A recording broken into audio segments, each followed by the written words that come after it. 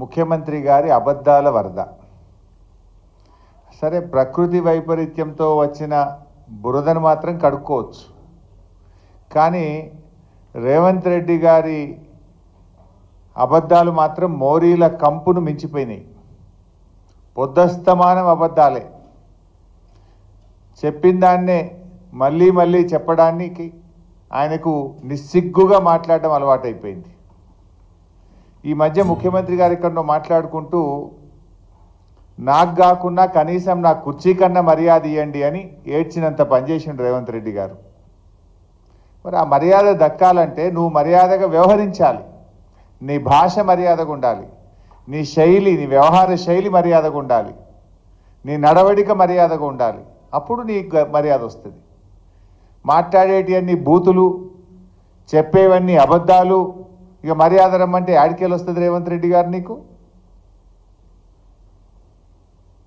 ఇవాళ మీరు చూస్తే ఈరోజు గాంధీ భవన్లో పిసిసి అధ్యక్ష పదవి బాధ్యతలు చేపట్టే సందర్భంగా రేవంత్ రెడ్డి గారు మాట్లాడిన భాష ఏందండి? ఆయన ఎన్ని అబద్ధాలు మాట్లాడిండు. నా గురించి పట్టుకొని ఏం భాష మాట్లాడిండో మీరందరూ కూడా చూశారు. తాటి చెట్టు అంతా పెరిగిండని, దూలమూల పెరిగిండని, దూడకున్నంత మెదడు లేదంటాడు, సన్యాసి అంటాడు, ఏడదాక్కున్నాడు అంటాడు. నాకు మాట్లాడరాకనా? నాకేమో కొంత మర్యాద, సంస్కారము ఎక్కడో అడ్డం వస్తూ ఉన్నాయి. నాకు అనరాదా? తాటి చెట్టు అంతా పెరిగినావంటే నువ్వు లిల్లీ పుట్టంతా లేవు అని నాకు అనరాదా? ఏంది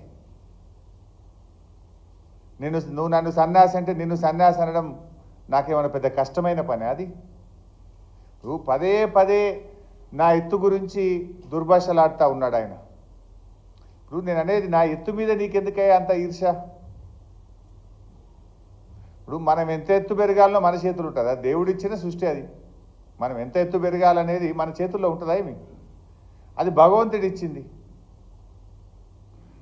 నువ్వు ఎంతసేపు నా మీద ఏదో అసూయ పడుతున్నట్టు హరీష్ అంత ఎత్తు పెరగలేదని ఇప్పటికి ఒక 20 సార్లు మాట్లాడుతీవి.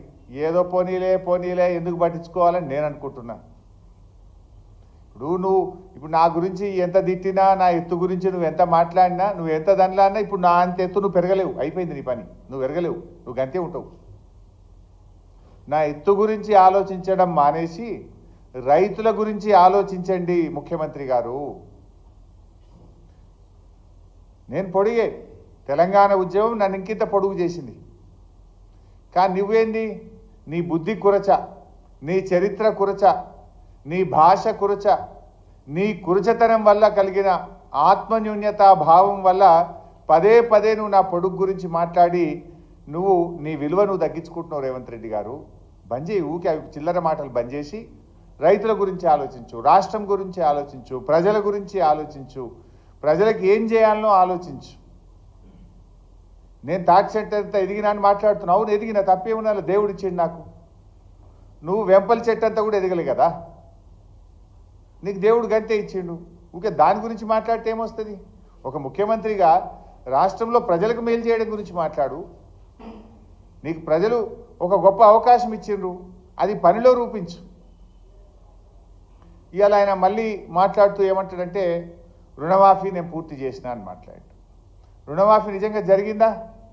నువ్వు ఏం చెప్పినావు? దేవుడి మీద ఒట్టి పెట్టి అటున్న సూర్యుడు ఇటు పొడిచినా, ఎవడున్నా ఎవడు లేకపోయినా 15 ఆగస్టు కల్లా రుణమాఫీ పూర్తి చేస్తా అన్నావు. అయిందా రుణమాఫీ? ఎందుకు చిల్లర మాటలు మాట్లాడుతున్నావు? ఏ ఊరికి పోదాం? నీ కొండారెడ్డిపల్లికి పోదాంపా. డేట్ చెప్పు, టైము చెప్పు, నేను వస్తా. నీ కొండారెడ్డిపల్లి చౌరస్తాలు అడుగుదాం. నీ ఊర్లో రుణమాఫీ అయిందేమో రైతుల్ని అడుగుదాంపా. లేదు, నేను చెప్తా. ఇగో నేను మా ఊర్లో నా నియోజకవర్గంలో తయారు చేయించిన సిద్దిపేట రూరల్ మండలం వెంకటాపూర్ గ్రామం ఇంటింటికి పంపించి నేను సర్వే చేయించిన.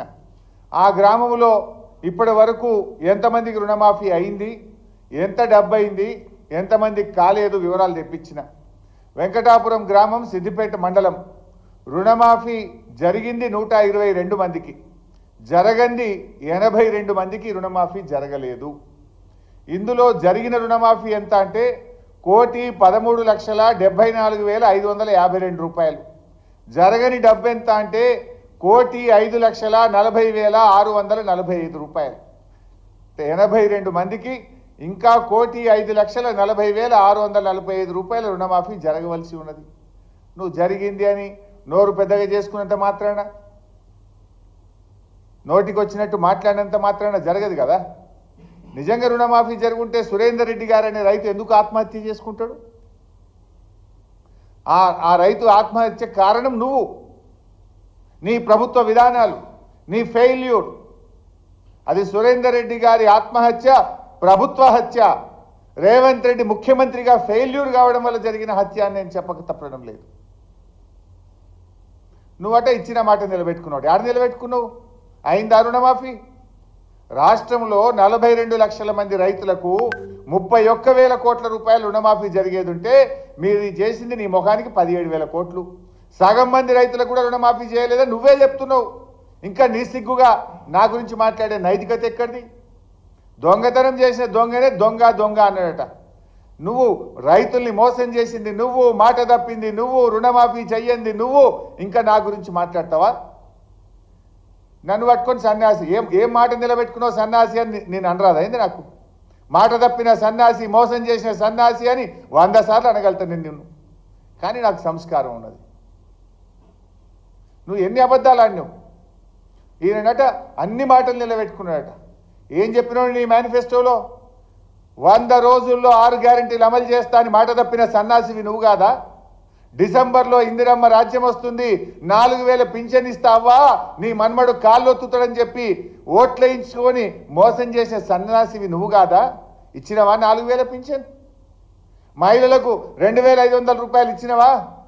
100 రోజుల్లో 2,500 రూపాయలు ఇస్తా అని బాండ్ పేపర్ల మీద రాసి అక్క చెల్లెళ్ళ కాళ్ళేళ్ళ పట్టుకొని అధికారంలో కూర్చున్నాక అక్క చెల్లెల్ని మోసం చేసిన సన్నాసివి నువ్వు కాదా? విద్యార్థులకు 5 లక్షల భరోసా కార్డు ఇస్తా అని మోసం చేసిన సన్నాసివి నువ్వు కాదా? ఏడాదిలోగా 2 లక్షల ఉద్యోగాలు ఇస్తా అని నిరుద్యోగులను మోసం చేసిన సన్నాసివి నువ్వు కాదా? ఇట్లా చెప్పాలంటే చాలా ఉన్నాయి. కానీ మేము ఇంతకాలం మర్యాద ఓపిక అని పడుతూ వస్తున్నాం. కానీ మర్యాదకు కూడా ఒక హద్దు పద్దు ఉంటుంది. కానీ నువ్వేమో రెచ్చిపోయి నువ్వు ఇవాళ మా గురించి మాట్లాడుతున్నావు. నాకేందో వివరాలు పంపిస్తా సన్నాసికి అని మాట్లాడినావు. ఇవో నీకు పంపిస్తా వివరాలు. సిద్దిపేట మండలం వెంకటాపూర్ గ్రామంలో రుణమాఫీ జరగని 82 మంది రైతుల వివరాలు నీకు పంపిస్తా సన్నాసి, చూసి చెయ్యి. నువ్వు నాకు పంపించుడు కాదు, నీకు పంపిస్తా. రెడీగా ఉన్నాయి, రైతు వారీగా ఒక్కొక్క రైతు పేరుతో సహా ఉన్నాయి. ఏ రైతుకు ఎంత రుణమాఫీ ఉంది, ఏ బ్యాంకులో ఉంది, ఎందుకు కాలేదో కూడా ఉంది. చదువుమంటే ఒక ఎగ్జాంపుల్, దండ్ల మహేందర్, ఆయనకు 38 గుంటలు ఉంది, రుణ బకాయి 50,200. ఎందుకు కాలే? ఆధార్